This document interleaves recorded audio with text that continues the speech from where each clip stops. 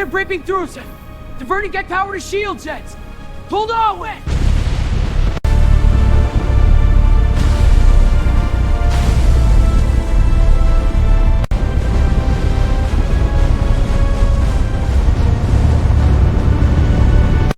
The core is destabilizer! Shields free, failing! Divert all power to thrusters! The Starlight emissary drifted through the outer edge of the Sol system like a diamond cast into a sea of ink. It was a vessel built for poetry, not war.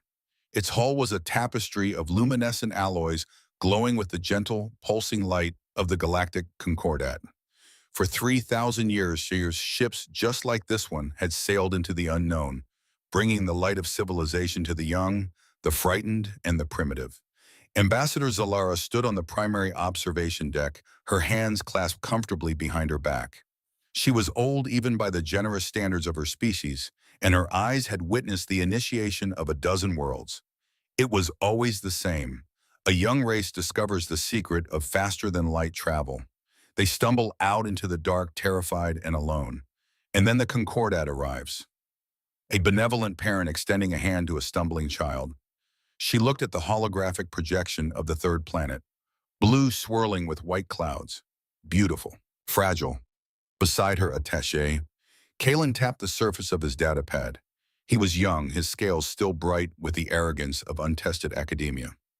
Final telemetry confirmed, Ambassador, Kalen said, his voice smooth and utterly devoid of concern. Atmospheric composition is optimal.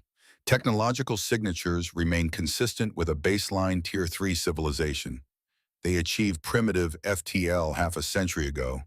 Scans indicate standard thermal propulsion, localized energy grids, and very little else. They are exactly what the archives predicted. Zalara smiled, a subtle shifting of her facial ridges. They always are, Kalen. A fragmented history of tribal conflicts finally united by the sheer terror of the void. Prepare the standard greeting package. Agricultural yields, basic medical synthesizers, and the junior membership protocols. We will show them they no longer need to be afraid. Transmitting now, Kalen replied, his fingers moving across the console. Broadcasting on all unencrypted frequencies. They should be celebrating by the time we cross the orbit of their fourth planet. Zalara turned her gaze back to the physical viewport. She waited for the inevitable response. The chaotic burst of radio chatter. The frantic, disorganized scramble of primitive ships rushing out to meet them. The fireworks of a species realizing they were not alone in the universe. She waited and waited. The Starlight emissary crossed the orbit of the red dust planet. There was no chaotic radio chatter. There were no fireworks. There was only a silence so profound it felt heavy. It was not the empty silence of a dead system. It was the deliberate, calculated silence of a held breath. Kalen, Zalara murmured, her maternal warmth cooling by a fraction of a degree. Why is the comms channel quiet? Have they not received our transmission? Kalen frowned, tapping his console with a bit more force. They have received it, Ambassador. I am tracking the signal ping. It was downloaded, analyzed, and routed to a central command node within 3 seconds. But there is no handshake protocol, no return transmission, just a routing confirmation. Zalara felt a strange tightness in her chest. This was wrong. Tier 3 civilizations were eager. They were desperate for validation. They did not leave the Galactic Concordat on read. Perhaps their translation software is inadequate, she suggested, though the words tasted hollow. Ambassador, Kalen's voice suddenly dropped an octave. The smooth confidence was gone, replaced by a tight, brittle edge. I am picking up localized energy spikes. Outer orbit of the blue planet. It is not disorganized traffic. Zalara stepped closer to the viewport. Clarify. It is a grid, Kalen said, his fingers now flying across the panel. The holographic projection shifted from the serene blue planet to a tactical overlay. Thousands of tiny red dots materialized around the globe, interlocking in a flawless geometric web. Automated defense platforms, hundreds of them. They are completely silent. No localized emissions, no broadcast chatter, just cold running. Zalara's ridges flattened against her skull. A cold sweat began to form at the base of her neck. The architecture of the human defense grid was not the work of a frightened child. It was the work of a paranoid veteran. The platforms were brutalist blocks of dark metal devoid of any aesthetic grace. They were designed not to be seen, only to endure. "They are pinging us," Kalen whispered. The Starlight emissary's bridge bathed in a sudden harsh amber warning light. "Active target locks. Ambassador, they are not using communication lasers. They are using targeting telemetry, solid-state radar, LiDAR, gravimetric tracking. We are being painted by over 400 distinct firing solutions." "Are they powering energy weapons?" Zalara demanded, her voice rising to the command register. "No," Kalen said, his eyes wide as he stared at the scrolling data. "No plasma buildup, no thermal blooms. They are kinetic. Ambassador, they are tracking us with mass drivers, solid projectiles. If they fire, our localized deflectors will not stop the raw momentum." Zalara stared out into the void. The humans had not sent a welcoming committee. They had let her ship fly straight into a meticulously designed kill box, and they had done it without whispering a single word over the comms. It was a level of discipline that chilled her blood. It was the quiet professionalism of a hunter waiting for the prey to step fully onto the trap. "Do not alter course," Zalara commanded, forcing her breathing to remain even. "Do not raise defensive shielding. If we raise shields, we validate their targeting locks. We are an envoy of peace. We will maintain our trajectory." The Starlight emissary coasted forward, a delicate glass bird flying into a canyon of drawn bows. The amber warning lights pulsed in rhythmic time with Zalara's twin hearts. The silence of the humans was no longer just heavy, it was deafening. It was a statement of absolute control. Then the fabric of space tore open. It did not ripple politely the way Concordat ships transitioned from FTL. It fractured. The forward sensors of the Starlight emissaries shrieked in mechanical agony as a massive gravimetric anomaly erupted less than 100,000 kilometers off their port bow. "Anomaly!" Kalen shouted, bracing himself against the console as a physical shudder rocked the diplomatic vessel. "Massive spatial displacement. Something is dropping out of the void." Zalara gripped the railing. "Put it on the primary viewer." The void boiled, and then the darkness coalesced into a physical shape.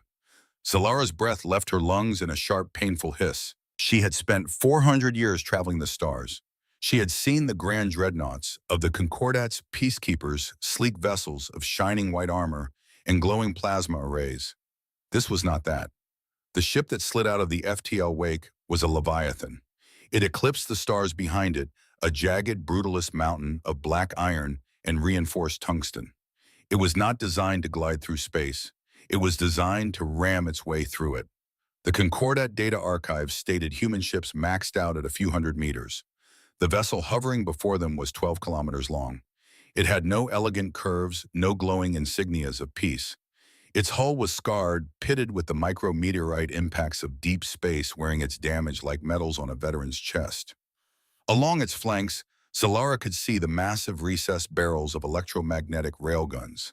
They were not weapons of finesse. They were weapons designed to hurl thousands of tons of solid metal at relativistic speeds, to shatter continents, to break worlds. "By the ancestors." Kalen breathed, his hands trembling over his controls. "Ambassador, the mass of that vessel, its reactor output." "Read it to me," Zalara ordered, unable to tear her eyes away from the Black Titan. "It is a single contained fusion reaction," Kalen stammered. "But the scale, it exceeds our entire sector fleet combined. They are not Tier 3. Ambassador, this is a Titan-class classification, and it is not a flagship." Zalara turned to him, the cold knot in her stomach pulling tight. "What do you mean it is not a flagship?" "The transponder code," Kalen said, swallowing hard. "It just pinged us on a tight beam laser. It identifies itself as the USS Dreadnought. Registry number 74. 74. Zalara looked back at the monster dominating the viewport. The Galactic Concordat had maintained peace for 3 millennia because they believed they were the adults in the room. They believed they were the guardians of the galaxy. Looking at the scarred, silent Leviathan hovering in the dark, Zalara realized the terrifying truth. The Concordat was not the guardian of the galaxy. They were just children playing in a fenced-in garden. and they had just stumbled out of the gate straight into the territory of the apex predator. The docking sequence was executed with a rigid mechanical precision that made Zalara's twin hearts ache for the familiar sweeping grace of Concordat starports. There were no ceremonial light bridges here, no harmonic welcome chimes. The Starlight emissary was clamped into the orbital station's docking ring by massive, unyielding magnetic grapples. As the airlock hissed open, Zalara stepped out, not into a grand receiving hall, but into a stark titanium-reinforced corridor. The air smelled faintly of ozone recycled oxygen and something sharper. Machine oil, weapon lubricant. A standard honor guard lined the walkway. They did not wear ceremonial robes of spun glass or light-refracting silks. They wore dark tactical uniforms.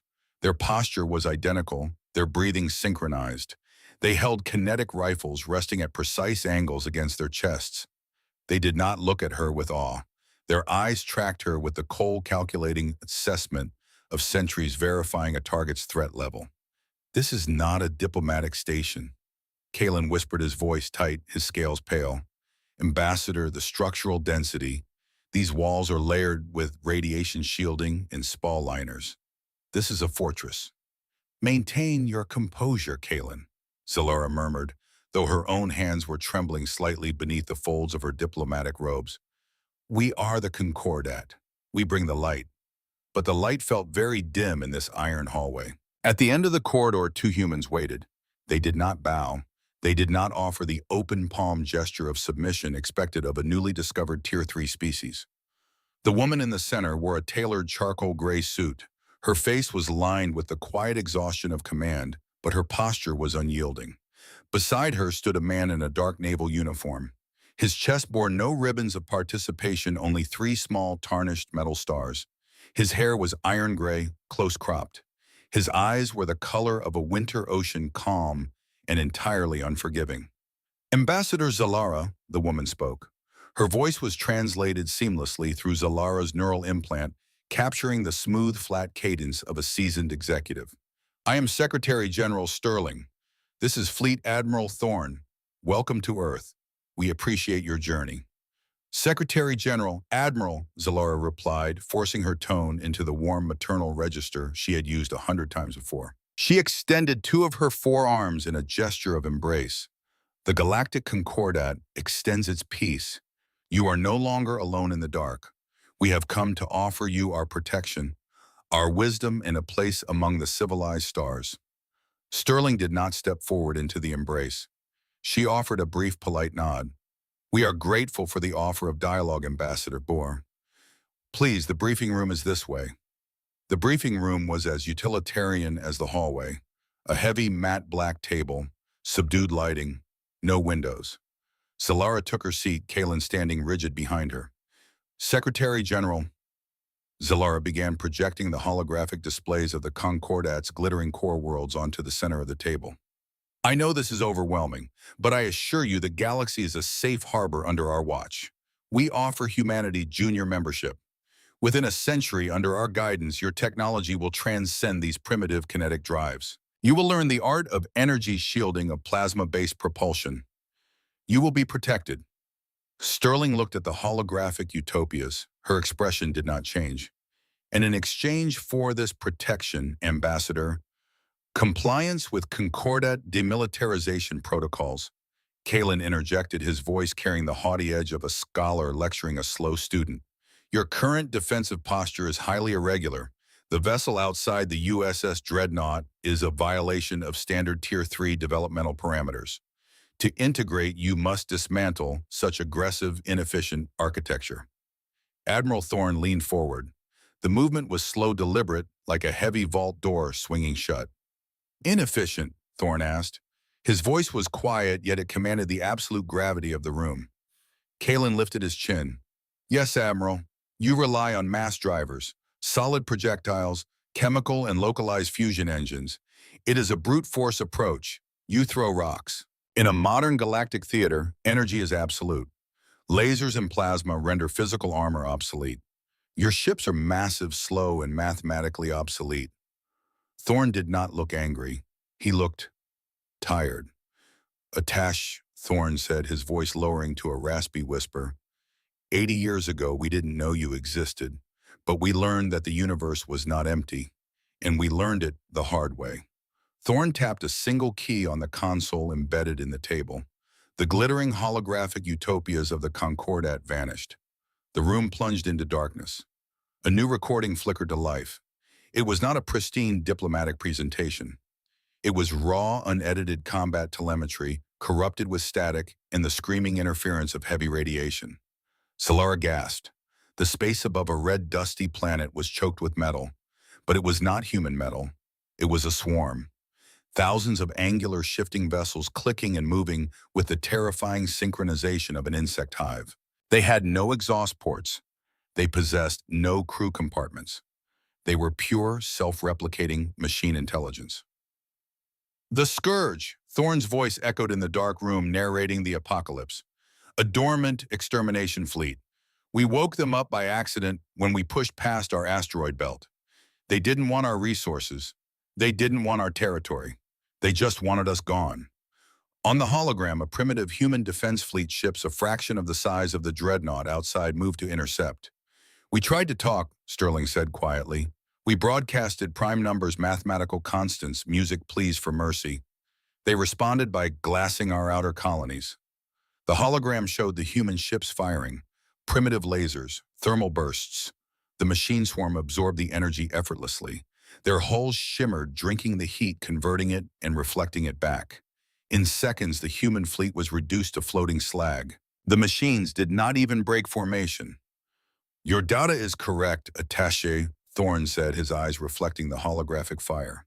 Energy weapons are elegant, but when you fight an enemy that feeds on energy, elegance gets you killed. The recording shifted. Years had passed. The human ships were different now. Uglier, heavier, thick plates of ablative armor.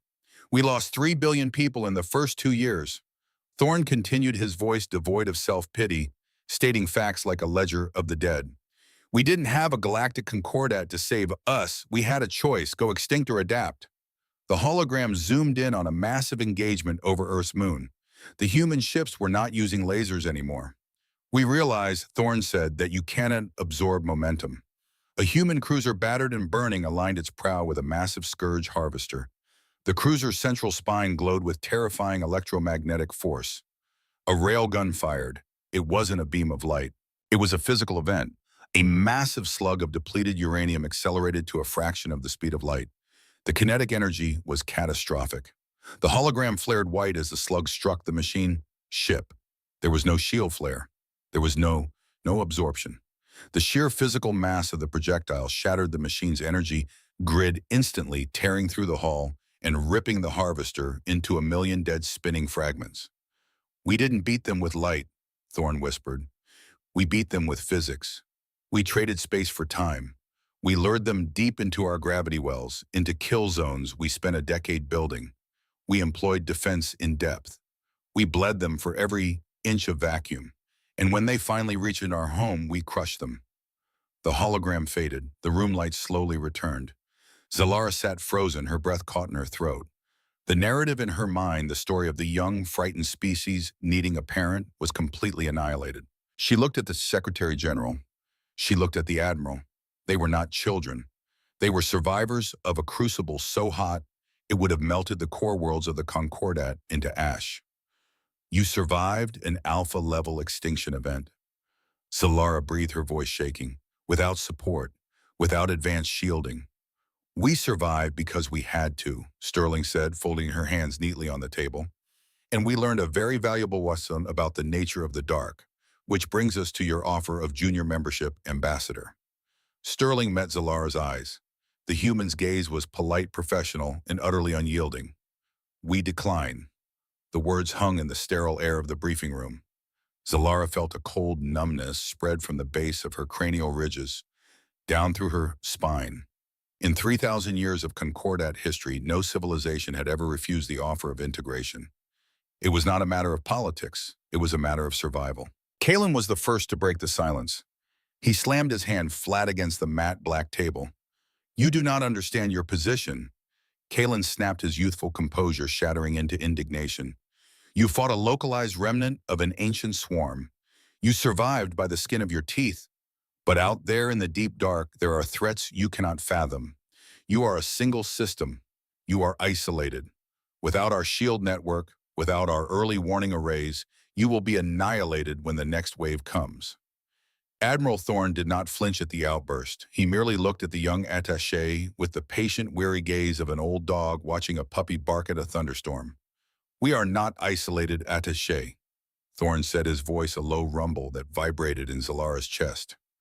"We are insulated. And as for the next wave, we know exactly where it is." Zalara felt the breath leave her lungs. "You know, but the archives state the Scourge was a localized anomaly. If they are still active, we must alert the Concordat High Command immediately. We can mobilize the Peacekeeper armadas. We can—" "Ambassador," Secretary General Sterling interrupted gently. It was the tone of a professional delivering terminal news to a patient. "Please, sit down." Zalara realized she had half risen from her chair. She sank back down, the cold dread deepening. Sterling folded her hands in front of her. "You came here believing you were finding a child lost in the woods. You brought gifts of agriculture and basic medicine. You brought a junior membership, promising that in a century we might earn a seat at your table." Sterling paused, her eyes locking onto Zalara's. "Ambassador, the Galactic Concordat consists of 47 member species. Your capital is located on a terrestrial world in the inner core you call Ethelgard. Your primary legislative body is divided by a 30% trade dispute regarding synthetic element distribution. Your peacekeeper armadas are ceremonial. Their weapon systems have not been fired in a live combat theater in over 2 millennia. And your subspace communication encryption is based on a harmonic resonance algorithm." Zalara's twin hearts skipped a beat, a physiological impossibility. The blood drained entirely from her face. Kalen fell back into his chair, his jaw slack, his eyes wide with absolute unadulterated terror. "How?" Zalara whispered the word, barely escaping her throat. "How do you know the name of our capital? We have transmitted nothing but a basic linguistic primer. That data is classified at the highest tiers of the Concordat." Thorne leaned forward, resting his heavy forearms on the table. "Because we cracked your harmonic encryption 48 years ago. We have been listening to your subspace broadcasts for half a century." The silence in the room returned, but it was no longer heavy. It was crushing. Zalara's mind reeled, frantically trying to process the impossibility of the statement. The humans had not just stumbled into the dark. They had been watching the Concordat, listening, analyzing. While the Concordat sailed around the galaxy ringing bells and broadcasting their presence, the humans had sat in the shadows of their solar system perfectly still, taking notes. "You spied on us," Kalen choked out.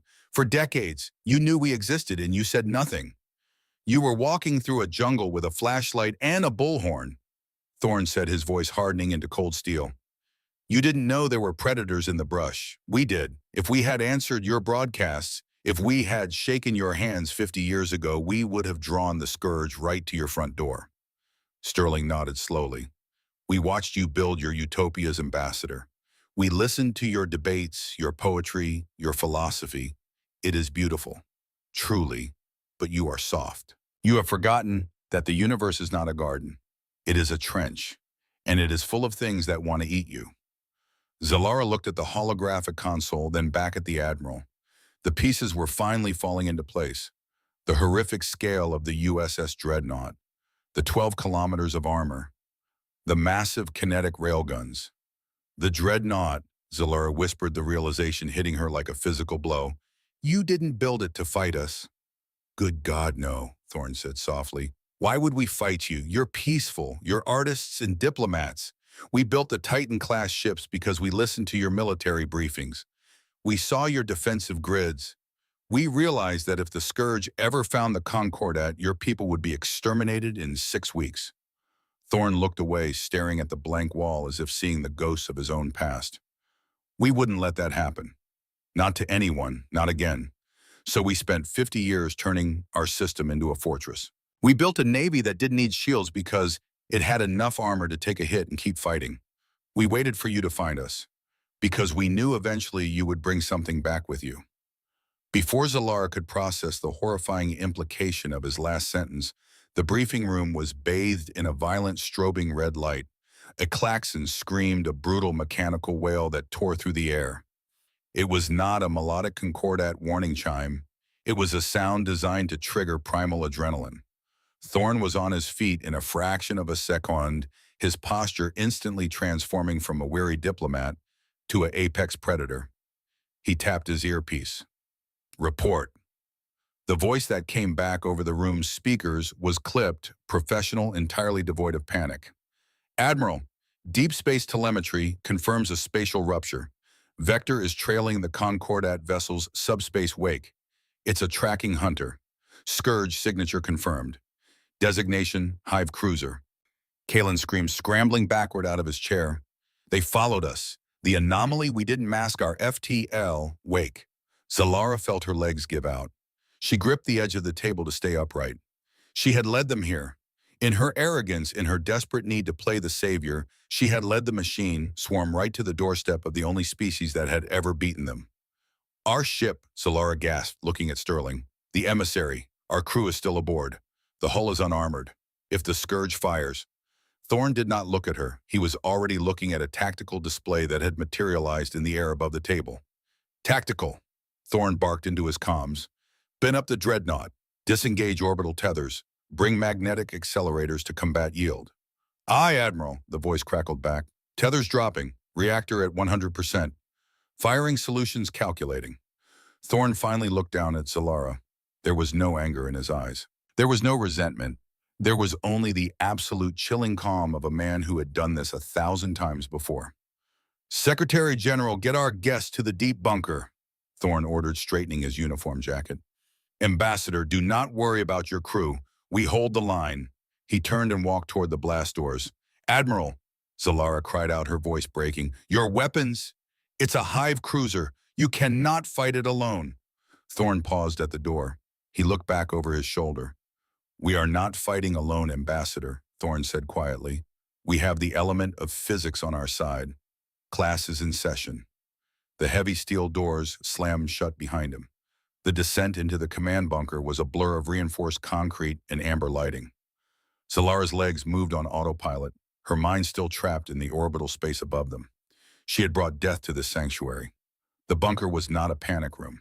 It was a subterranean nerve center thrumming with the quiet, intense energy of 100 human operators.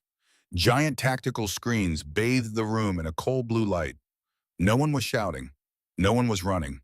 The air was filled with the low, steady hum of cooling fans and the clipped, precise reports of military personnel doing exactly what they had trained 50 years to do. Secretary General Sterling guided Zalara to a central viewing platform. Kalen collapsed into a chair beside them, his eyes locked onto the primary display in abject horror. On the screen, the Starlight emissary floated helpless in the black. It looked like a fragile glass ornament. Behind it, the fabric of space bled. The Scourge Hive cruiser did not drop into real space with the grace of a starship. It tore its way in a jagged, shifting mass of dark metal and hostile geometry. It was a predator made of logic and hate, instantly orienting itself toward the brightest energy signature in the sector. The Concordat vessel. They are locking on, Kalen sobbed, his hands covering his face. Their weapons are antimatter disruptors. Our localized deflectors are designed to repel micrometeorites and stellar radiation, not a military strike. The emissary's hull will vaporize in 3 seconds. Our crew? My friends. Zalara placed a trembling hand on Kalen's shoulder. She watched the screen, her heart's hammering against her ribs. This was the end of her legacy. She had come to teach, and instead she had delivered her own people to the slaughter. Admiral Thorne, Sterling's voice cut through the low murmur of the room, calm and perfectly modulated. The enemy vessel is charging its primary batteries. Intercept. The radio crackled. Copy actual. Dreadnought is on station. Magnetics are hot. On the tactical display, the 12-kilometer mass of the USS Dreadnought slid between the Scourge Hive cruiser and the Starlight emissary. It did not project a glowing dome of energy. It did not flare with plasma shields. It simply placed its colossal armor-plated bulk in the direct line of fire. They have no shields, Kalen whispered, staring at the telemetry. They are just sitting there. The Scourge will cut right through that armor. Watch, Sterling said. Just one word. Cold. Absolute. The Scourge vessel fired. A blinding lance of purple antimatter lashed out across the void. It struck the broadside of the dreadnought. Solara flinched, expecting the human ship to detonate to melt into radioactive slag. The dreadnought did not melt. The antimatter beam splashed against meters-thick ablative armor, scouring the outer layer into vapor, but failing to penetrate the core. The human ship shuddered under the immense thermal load, venting massive plumes of heat-sink coolant into the vacuum, but it held its ground. It took the blow meant for the Concordat, and then it answered. Target lock acquired, a voice reported over the bunker speakers. It was not Thorne, it was a young gunnery officer. Her voice was steady, bored, almost as if she were reading a weather report. Spinal mount railgun, firing solution locked, yield is maximum. Zalara watched the telemetry data scroll across the bottom of the screen. She was not a military commander, but she understood the physics. The dreadnought was not charging a laser. It was channeling the output of a miniature sun into a series of massive magnetic coils running the entire length of its 12-kilometer spine. Fire, Thorne's voice commanded. There was no visible beam of light. There was only a sudden violent distortion in the space ahead of the dreadnought. A 5-ton slug of dense depleted tungsten carbide was violently expelled from the magnetic barrel. It crossed the distance between the two massive ships at a significant fraction of the speed of light. The Scourge Hive cruiser detected the incoming threat. Its automated systems instantly flared a multi-layered energy shield designed to absorb and dissipate any directed energy attack. But you cannot absorb a mountain. The tungsten slug struck the Scourge shield. The shield did not fail. It simply ceased to matter. The kinetic energy transfer was so absolute, so overwhelmingly violent, that the laws of thermodynamics fractured. The slug punched through the energy barrier through the machine's reinforced hull and detonated the Hive cruiser's core through sheer unstoppable momentum. On the tactical screen, the Scourge vessel did not burn. It broke. It shattered into a million dead spinning fragments of shrapnel, expanding outward in a silent, jagged cloud of debris. 1 second it was an existential threat. The next it was dust. A profound, suffocating silence fell over the command bunker.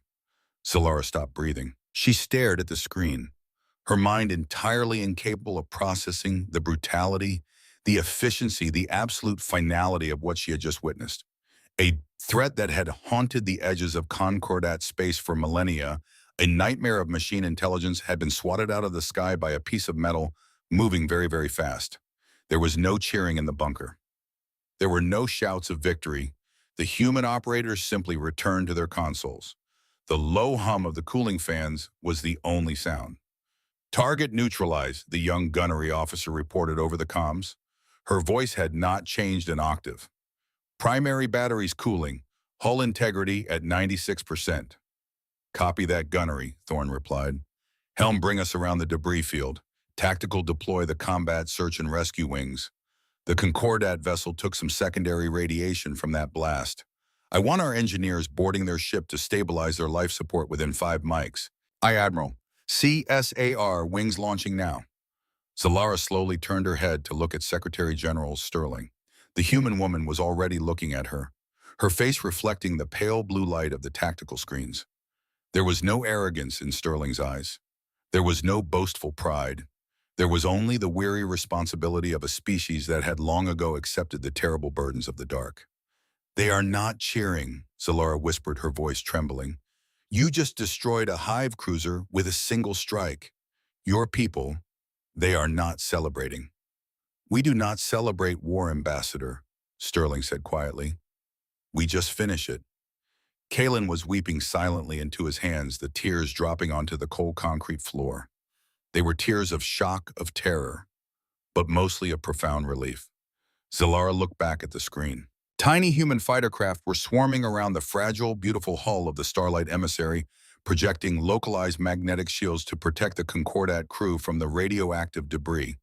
We fight like demons, Solara remembered a line from the human history archives she had skimmed, so we can protect like angels. All the arrogance, all the centuries of Concordat pride drained out of Solara. In a single shuddering breath, they had come here to civilize the humans. They had come to teach them how to walk among the stars. She realized now how utterly foolish they had been. The humans didn't need to learn how to walk among the stars. They had been standing watch over them for 50 years. Secretary General Zalara said, her voice finding a new quiet strength. She straightened her posture, ignoring the trembling in her limbs. I must draft a transmission to the High Council. Immediately. Sterling nodded. Of course, Ambassador. Do you need us to provide a secure channel?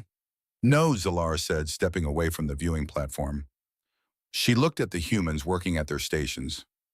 Professional, disciplined, unbreakable. I will use your channels. I want my council to hear exactly how you operate. I want them to know that the era of our comfortable ignorance is over.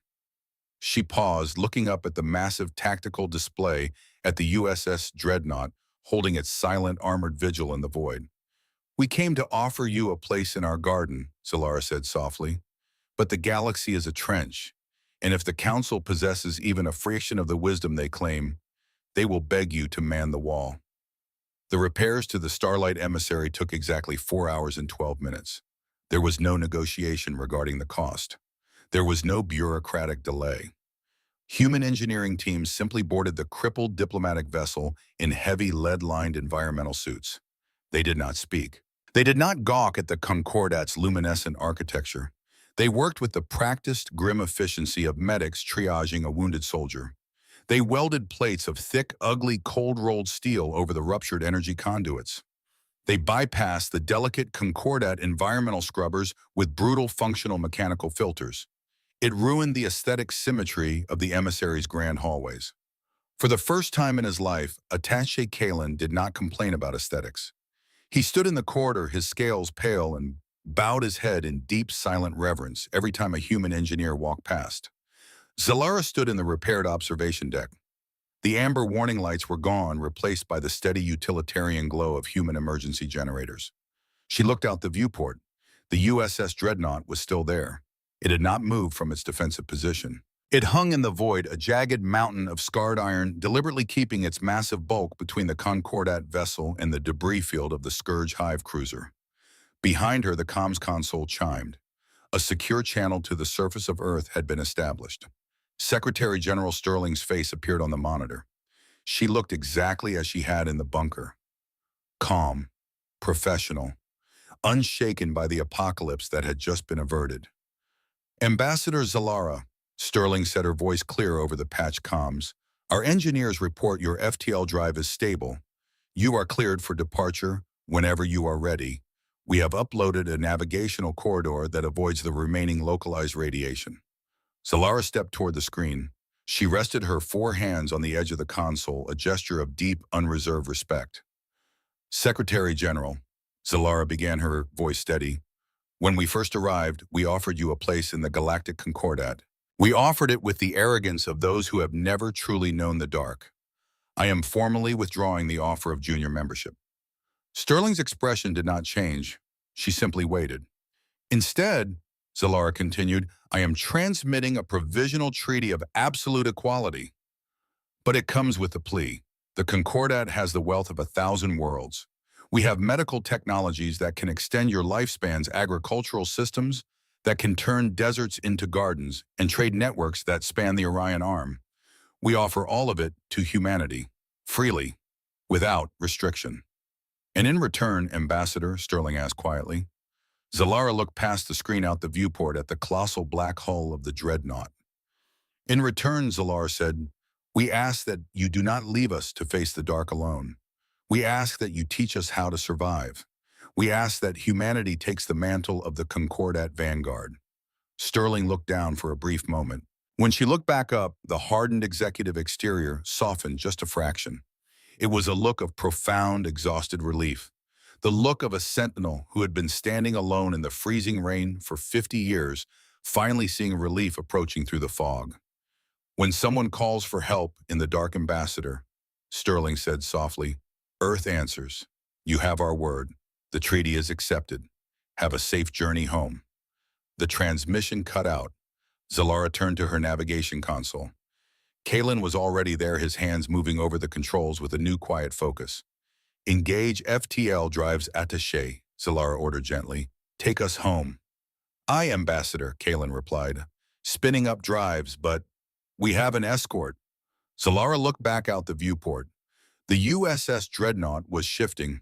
Its massive thrusters flared silent in the vacuum as the 12-kilometer behemoth slowly rotated. It did not point its devastating railguns toward the emissary. It aligned itself ahead of them, pointing its heavily armored prow toward the deep uncharted void of the return vector. Admiral Thorne's voice crackled over the open frequency. Rough, tired, steady. Starlight Emissary, this is Fleet Admiral Thorne. We've painted a few Scourge movement shadows on your return trajectory. Nothing we can't handle, but we aren't taking chances with your crew. Fall in behind us. We'll break the trail. Zalara felt a tightness in her throat. She activated her personal log recorder. The device hovered near her shoulder, a small, glowing orb of Concordat technology waiting to record the history of this day. Begin official diplomatic assessment. Zalara dictated, her voice echoing in the quiet, steel-patched room. She watched the USS Dreadnought ignite its main drives, a pillar of contained fusion firing into the black. For 3 millennia, the Galactic Concordat believed we were the apex of civilization. We believed our light pushed back the darkness. We were wrong. We were merely sheltered. The Starlight Emissary lurched forward, tucking itself safely into the gravitational wake of the human Leviathan. We came to this solar system to hold a child's hand. We thought they were weak. We thought they were primitive. We thought we could contain them, mold them, and teach them how to walk among the stars. Zalara watched the massive kinetic turrets of the Dreadnought slowly tracking the empty space, ever vigilant, ever ready.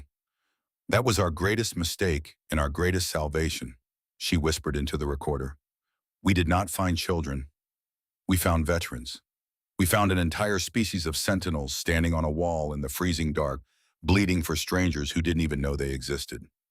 The stars outside the viewport began to stretch and blur as both ships prepared to tear through the fabric of space. Humanity does not need our protection, Zalara concluded, stepping back and watching the massive iron shield of the human race lead them into the void. Heaven help the universe. We need theirs. The void collapsed around them, and the Iron Giant carried the fragile light safely all the way home.